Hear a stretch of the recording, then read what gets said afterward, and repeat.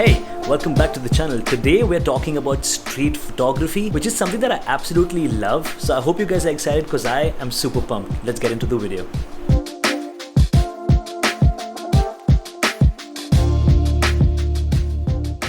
So you guys have probably seen the name of this video and you've seen the title, but before you go any deeper, before we get into this entire video and I take you through this walk that I did with my camera, I just want to say that I by no means am a professional street photographer, and this is something you guys have to keep in mind when you start watching this video. So I'm just somebody who enjoys the experience of street photography. I actually do believe that by going out and shooting more, I will end up learning a lot more about this art form, which is something that I'm very attracted to. Keep that in mind when you go through this entire video. I love the process of street photography. I love watching videos on street photography. I've always watched big creators on YouTube and I've enjoyed their entire process. I think street photography is something that's very therapeutic to watch. I may not be the best at the art form, but if you keep practicing, if you keep pushing, you will get better, and that's the entire idea behind these videos. So a couple of creators that I would suggest you guys also watch if you're interested in these kind of videos is Roman Fox, Joe Allen, Sean Tuck, Evan Raff. All of these guys are fantastic. Faisal Westcott, who's phenomenal. I love their videos and their POV street photography is great. Photographs that they get are pristine. So I recently switched cameras. Like I was on Sony originally, and the Sony ZV-1 was my main camera along with my iPhone and my GoPro, of course. So the iPhone and GoPro are mainly for Life at Sea, the series that I have on the channel. And as much as I love the action cameras and the iPhone, I think a real camera teaches you a lot about the original art form, which is something that gets a little hard to do on automated cameras such as the GoPro and an iPhone. I recently just switched over from the ZV-1 to the Fujifilm XS10. Now this is mirrorless. It's not the most expensive mirrorless on the market, but it does give me the capability to change lenses, and Fuji's color science is something that I've always adored. I think film look that you get on a Fujifilm camera is truly pristine. There's no other camera that can give you that film look. And another reason why I switched to the XS10, which is what I'm filming on right now, is because it's a great video and photo camera, so it's hybrid. So I can learn and improve both the art forms of photography and videography by using this. Really happy with it. I think it's doing a fantastic job. While I don't do a ton of street photography work on this channel, I do love the process and I do love the entire experience of it.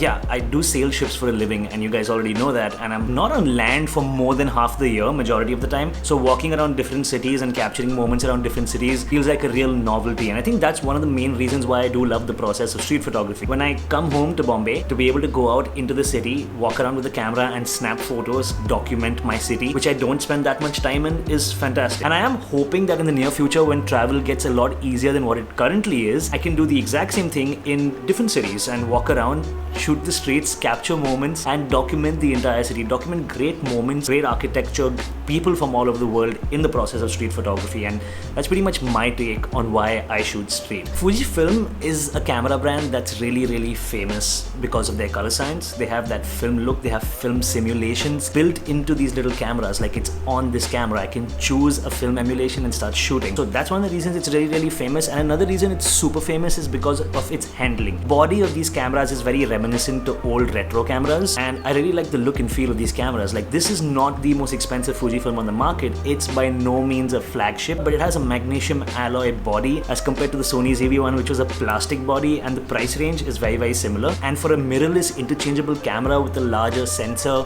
that's good at photos and video, I mean, it's a fantastic deal, and that's one of the main reasons why I switched to Fujifilm. So they say that you should always buy a camera that you're attracted to. So if the camera looks good to you, you like the look and feel of it, you are going to be more inclined to pick up your camera and go out and shoot with it. And that's exactly why I'm with Fujifilm. I love the look of these cameras. I think they're fantastic.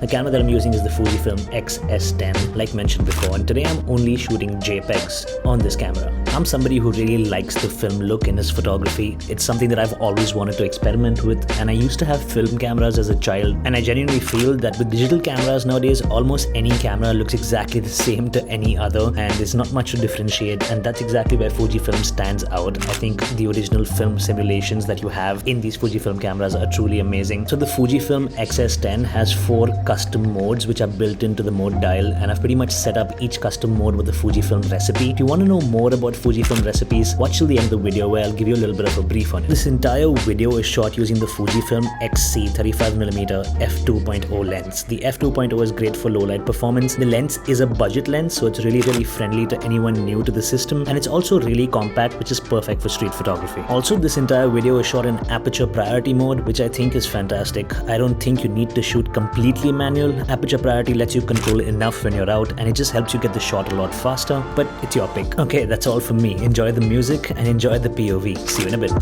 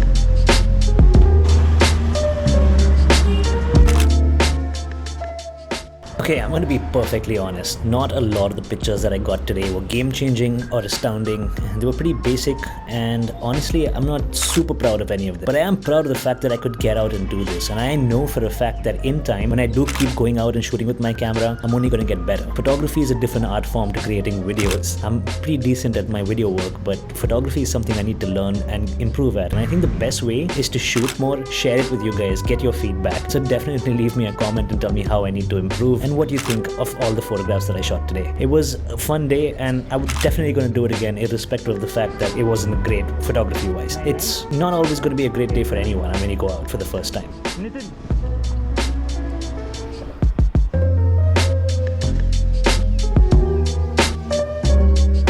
During the course of the video, I spoke about Fujifilm Recipes. Now, if you're not sure what recipes are, I'm not doing an in-depth of it right now here. But long story short, you have Fujifilm film emulations on these cameras, which is built in. So a Fujifilm recipe is basically you pick the film look that you want to use, and you also adjust the other settings within your camera, such as your dynamic range, your maximum ISO limits, colors, you tweak your highlights and shadows, and you basically make a bunch of different adjustments, and you basically concoct a recipe. Pretty much means you create a look within the camera, and that look is normally very reminiscent to old film stocks from back in the day. So this is what you call a Fujifilm recipe, where you take the film emulation and you adjust the remaining settings. So basically, when you shoot with a Fujifilm recipe, you already have a look baked into your images, and the camera is going to perform the way you want it to. So yeah, that's what a Fujifilm recipe is. But there's an app called Fuji X Weekly, where you can go on and check the different recipes, check the different film looks, and you can actually get the settings that you need to tweak into your camera. Now remember, this is only going to work on a Fujifilm, so yeah, it's really special, and that's one of the main reasons why I actually like using Fujifilm, because of the flexibility they give you. These recipes basically